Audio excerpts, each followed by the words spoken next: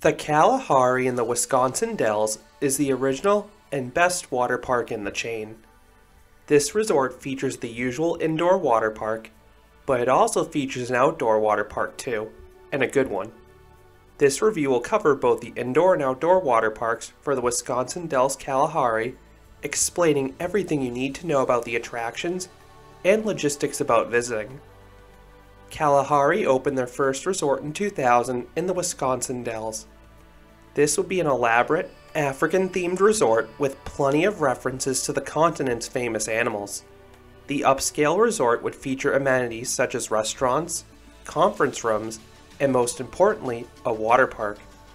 The latter is the staple of the Kalahari resorts, and the success of the Wisconsin Dells location led the company building 3 more resorts. One in Sandusky, Ohio in 2005, one in the Pocono Mountains in Pennsylvania in 2015, and one in Round Rock, Texas in 2020. Resort guests get water park access for the duration of their stay. With taxes and fees, the cheapest rooms start around $300 per night. So if you want to visit multiple days or have enough people, this will be your best deal. Prices are cheaper if you book well in advance. Non-resort guests can purchase day passes. These can be very pricey for non-resort guests, which is understandable because they want to keep lines manageable for the hotel guests that paid a premium. The number of day passes is limited, so they're dynamically priced to try and prevent them from selling out. Busier days will cost around $80 for a day pass, while quieter days will cost around $50 for a day pass. You also have the option to buy an evening pass for a $10 discount, which is valid after 5 p.m. For reference, the indoor water park is typically open until 9 or 10 p.m. most days. You also have the option to buy a combo ticket for the attached Tomfoolery's Adventure Park Indoor Family Entertainment Center. It will typically cost you an additional $35 on top of the day admission. If you plan to do a lot of Tomfooleries, it's worth considering. But remember, you can pay per ride at Tomfooleries instead. You cannot do this at the water parks. Lastly, you can purchase a spectator pass for the water parks for $20 if you're not interested in riding anything. Once you have your ticket, you make your way through the lobby. You then have the option to enter the indoor or outdoor water park. They're separated from each other by just a 1 to 2 minute walk through the lobby, so you can easily switch between them. The water parks have the usual changing rooms and locker facilities. The latter are an extra cost like most parks. I believe they cost $15 to $20 for a small one from memory. They are the smart lockers where you need to remember your locker number and created 4-digit code. The indoor water park has a similar appearance to the other Kalahari ones. It's a semi-dark warehouse, but the colorful slides and scattered animal or Africa theming gives it some life. There isn't much theming beyond that unless you count the slide names having African-inspired names. The outdoor water park is boxed in by the hotel rooms on 3 sides, which serves as a nice backdrop. The 4th side is a busy highway.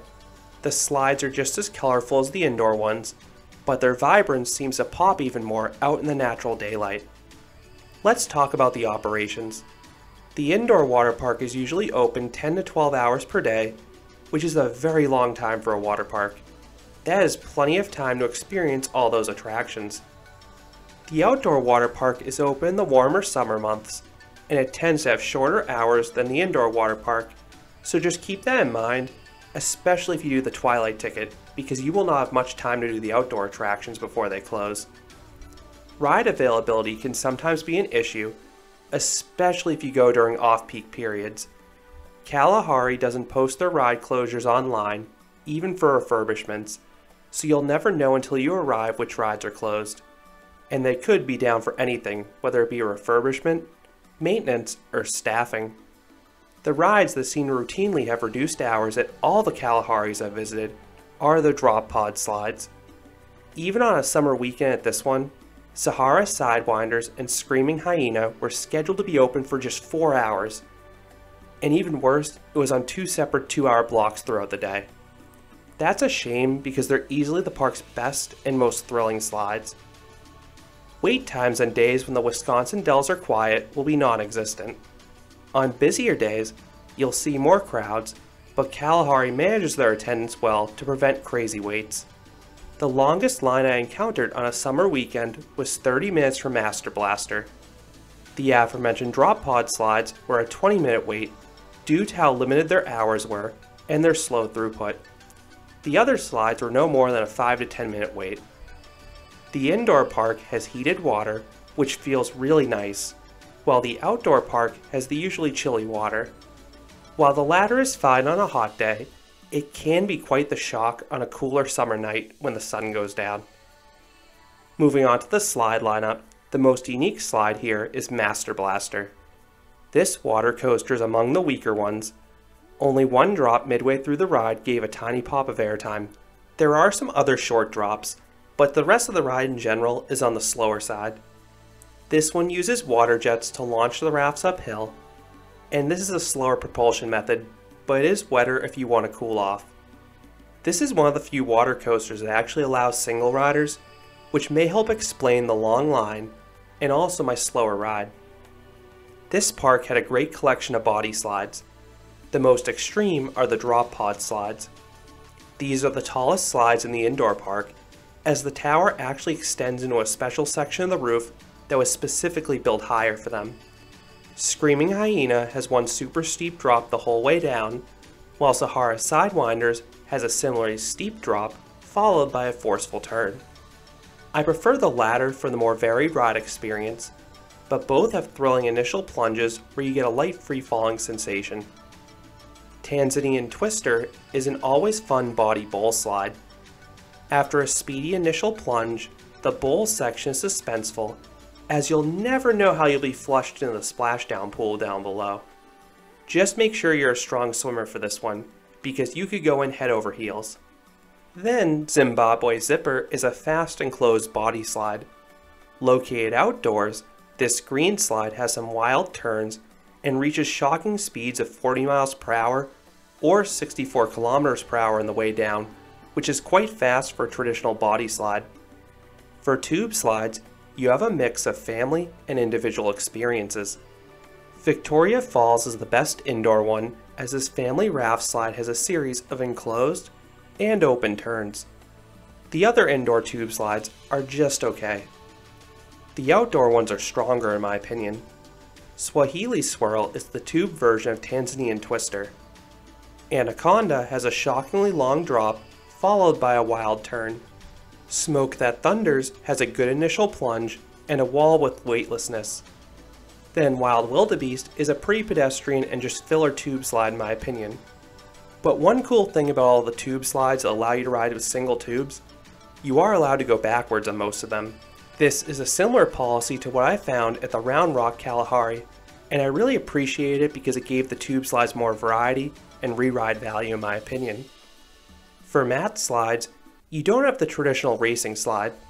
Instead, you have Extreme Rush, which are two twisting mat slides side by side with a few small dips and sharp turns along the way. For action fans, you have Flow Rider. For kids, you have a variety of play areas, both indoors and outdoors. You have small little kiddie pools, plus larger play structures with a series of accessible body slides and soaking sprayers. And then there are pools and lazy rivers for all ages, both indoors and outdoors. These are your best bets to relax if you want a break from the slides. So do I recommend the Kalahari in the Wisconsin Dells? I wouldn't say this is a destination water park. If you want a water park while in Wisconsin Dells, I think Noah's Ark is easily the town's best water park. But Kalahari offers a different experience, given that it's both indoors and outdoors, offers later hours, and is usually less busy. If you're on an amusement park focused trip, I wouldn't say the Kalahari is a must, but it is a place you could easily pair with Mount Olympus if you love water parks, so it's a judgment call. This resort is my favorite of the Kalaharis because of the deep slide lineup. The speed slides are the strength in my opinion, and the lineup is complemented by an okay water coaster, plenty of tube slides, and a handful of other attractions. It also has a decent atmosphere. Really the biggest con is the high price point, but I understand why Kalahari does that to keep lines down for the hotel guests. I would recommend making sure you visit when the outdoor park is open as well so you get the full experience if possible. So those are my thoughts on the Wisconsin Dells Kalahari. What are your thoughts on this hybrid indoor and outdoor water park? How do you think it compares to the other Kalahari resorts? I would love to hear your thoughts down in the comments below. If you enjoyed this review, I'd appreciate it if you gave this video a like and you considered subscribing, because there'll be a lot more roller coaster and amusement park videos here at Canopy Coaster. Thanks for watching.